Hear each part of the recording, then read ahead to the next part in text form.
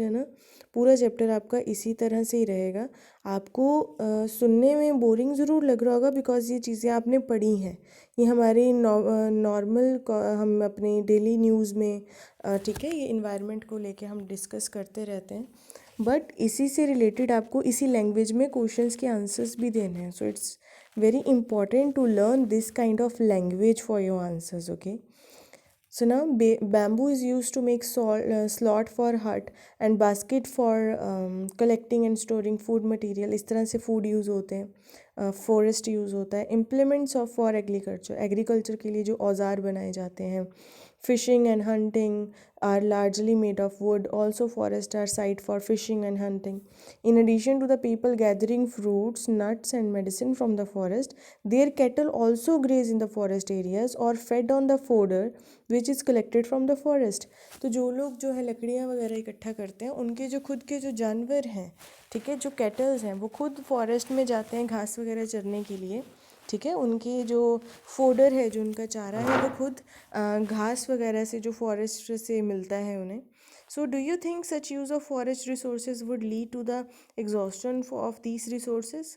Do not forget that before the British came and took over most of our forest area, people had been living in these forests for centuries।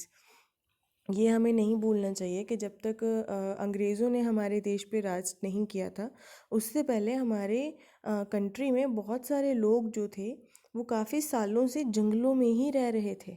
They had developed practices to ensure that the resources were used in sustainable manner। After the British took control the forest, which they exploited ruthlessly for their own purposes। British ने ये start किया था वहाँ से would लेके आनी, वहाँ से जो फॉरेस्ट है उनका मिसयूज़ करना, पेड़ों को काटना। सो वो आज तक चलता आ रहा है। These people were forced to depend on much smaller areas and forest resources started become over exploited to some extent।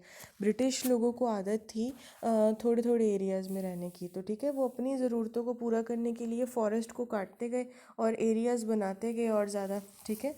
So the forest department is in independent India took over from the British, but local knowledge and local need continue to be ignored in the management practices।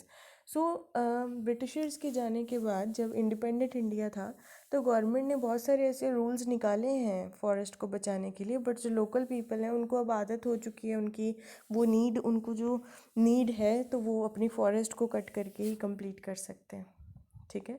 सो ये हमें सोचना पड़ेगा कि हमें कैसे preserve करके conserve करके रखनी है अपनी inheritance. This vast tract of forest have been converted to monocultures of pine, teak and eucalyptus। In order to plant these trees, huge areas are first cleared for all vegetation। This destroy a large amount of biodiversity in area।